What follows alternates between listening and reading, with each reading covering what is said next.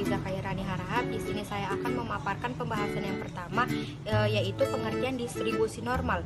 Distribusi normal merupakan distribusi yang paling penting dalam bidang statistika. Banyak gejala yang muncul di alam, industri, dan penelitian yang dapat digambarkan dengan baik oleh kurva distribusi normal ini. Distribusi normal ini juga merupakan kontinu yang sangat penting di bidang statistika. Baru distribusi normal ini disebut juga dengan distribusi Gauss. Adapun sekurang-kurangnya terdapat 4 alasan mengapa distribusi normal ini merupakan distribusi yang paling penting. Yang pertama ialah distribusi normal terjadi secara alamiah. Baru yang kedua itu beberapa variabel acak yang tidak terdistribusi secara normal dapat dengan mudah ditransformasikan menjadi suatu terdistribusi secara normal. Baru yang ketiga itu banyak hasil dan teknik analisis yang berguna dalam pekerjaan statistika hanya bisa berfungsi dengan benar jika model distribusinya itu merupakan distribusi normal. Baru yang terakhir ialah ada beberapa variabel acak yang tidak menunjukkan distribusi normal pada populasinya. Namun distribusi dari rata-rata sampel yang diambil secara random dari populasi tersebut ternyata menunjukkan distribusi normal. Itu saja yang dapat saya sampaikan. Terima kasih, saya kembalikan kepada moderator. Baiklah, assalamualaikum warahmatullahi wabarakatuh. Di sini saya akan melanjutkan penjelasan ataupun pemaparan dari pemakalah sebelumnya. Selanjutnya saya akan menjelaskan poin yang B, yaitu mengenai ciri-ciri dari distribusi normal itu sendiri. Jadi ada beberapa ciri-ciri dari distribusi normal itu. Yang pertama, distribusi normal ini disusun dari variabel random yang kontinu. Kemudian yang kedua yaitu kurva distribusi normal ini mempunyai satu puncak atau biasanya disebut dengan uni normal.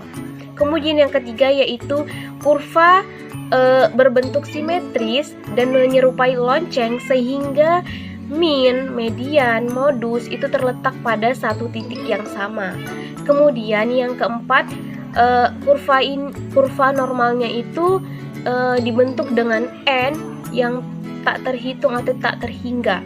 Kemudian yang kelima, ciri-cirinya yaitu peristiwa yang dimiliki itu tetap independen. Kemudian ekor kurva mendekati apsis, yang mana pada penyimbungan 3SD ke kanan ataupun ke kiri dari rata-rata, dan juga ekor grafiknya itu dapat pula dikembangkan sampai tidak terhingga tanpa menyentuh sumbu dari apsis tersebut.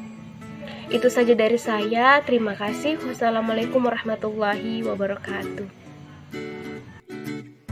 Baiklah, saya Tasya Amalia akan melanjutkan pemaparan materi berikutnya, yang C, jenis-jenis distribusi normal. Jadi yang pertama itu ada distribusi normal dengan M sama dan S yang berbeda. Bentuk distribusi probabilitas dan kurva normal dengan nilai tengah sama dan standar deviasi yang berbeda adalah bentuk leptokurtik, pletikurtik, dan mesokurtik. Kurva normal tersebut mempunyai mu sama dengan MJ sama dengan MO yang sama, namun mempunyai sigma yang berbeda. Semakin besar sigma, maka kurva semakin pendek, dan semakin tinggi nilai sigma, maka semakin runcing. Oleh sebab itu, sigma tinggi cenderung menjadi pletikurtik dan sigma rendah menjadi leptokurtik. Nilai sigma yang tinggi menunjukkan bahwa nilai data semakin menyebar dari nilai tengahnya mu. Apabila sigma rendah, maka nilai semakin mengelompok pada nilai tengahnya.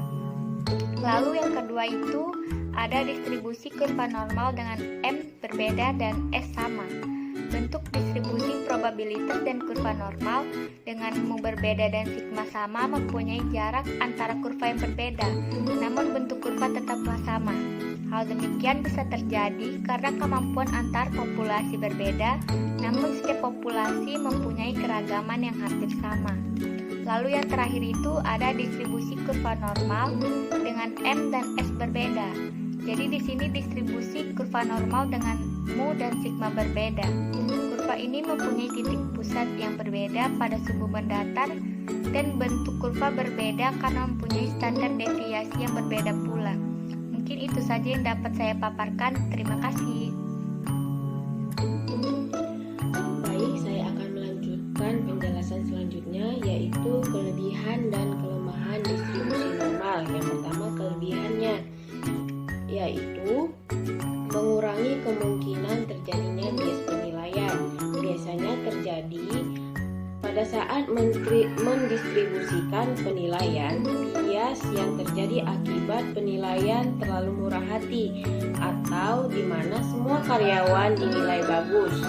Yang kedua, meningkatkan objektivitas penilaian karena memastikan tempat setiap karyawan dalam suatu kategori. Pada metode distribusi normal, para ahli perlu mengevaluasi semua karyawan berdasarkan kriteria yang sama.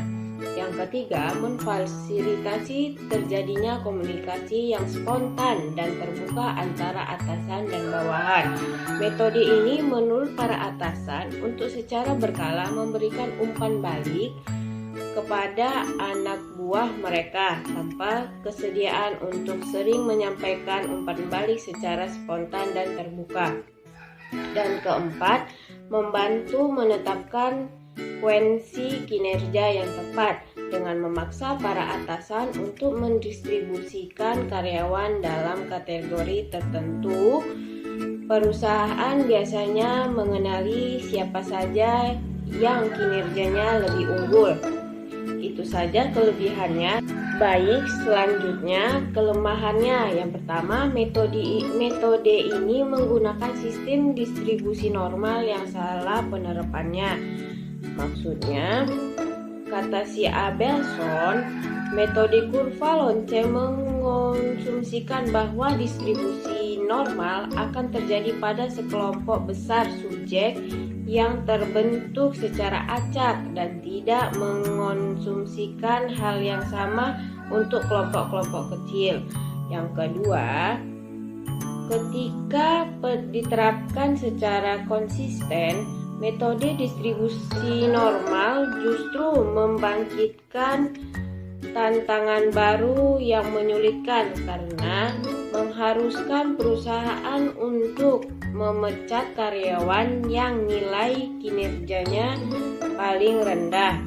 Yang ketiga, kategori digunakan tidak menunjukkan kinerja sebenarnya, memaksa nilai dan pengkategorian yang disyaratkan dalam metode distribusi normal membuat karyawan diberi nilai dan ditempatkan di kategori yang belum tentu sesuai dengan tingkat kinerjanya. Yang keempat, persepsi lebih sulit yang kurang fair dibandingkan metode penilaian konvensional. Yang dimaksud persepsi yang timbul di kalangan mereka yang terlibat dalam implementasi metode distribusi normal ini ditentukan dalam penilaian Ceriel, Bull, dan Green. Yang kelima, terlalu memaksakan perbandingan kinerja antar jabatan dalam upaya mendapatkan peringkat kinerja seluruh karyawan. Bagaimana Anda secara fair dan objektif membandingkan kinerja seorang kepala departemen dengan kinerja seorang petugas administrasi. Yang keenam, merangsang tumbuhnya lingkungan kinerja yang kompetitif sekaligus destruktif. Upaya membandingkan tingkat kinerja yang memuaskan karyawan dalam kategori yang diporsir sudah dibatasi dengan presentasi tertentu. Itu saja yang saya dapat paparkan. Terima kasih. Wassalamualaikum warahmatullahi wabarakatuh. Baik, di sini saya Anissa Maharani akan memaparkan pemateri yang terakhir, yaitu contoh distribusi normal. Di sini contoh distribusi normal kita ambil dengan dilakukan sebuah evaluasi terhadap pengobatan TB menggunakan limfapicin dengan rata-rata kesimpulan 200. 200 hari dan standar deviasinya sebesar 10. Jadi, berapakah probabilitas kesembuhan antara 190 dan 210? Yang dijawab dengan mula-mula dihitung dari nilai Z. Z sama dengan 210. Lalu Z sama dengan 210 dikurang 200 dibagi 10 sama dengan 1. Jika didesimalkan yaitu 0,3413. Jadi probabilitasnya itu antara kesembuhan dari 190 sampai 210 yaitu 68,26. Lanjut, pengambilan sampel pada populasi distribusi normal. Pengambilan sampel pada populasi distribusi normal ini memiliki beberapa ciri-ciri. Yang pertama yaitu kesalahan baku atau SE lebih kecil dibandingkan populasi dengan simpangan baku atau deviasi standarnya. Dan yang kedua, makin besar sampel maka makin kecil kesalahan baku atau SE-nya. Mungkin itu saja pemaparan dari materi yang kami sampaikan. Mungkin dapat kiranya teman-teman menerima pembahasan dari kami. Kami ucapkan terima kasih. Wallahu muwaffiq ila aqwamit thoriq. Wassalamualaikum warahmatullahi wabarakatuh.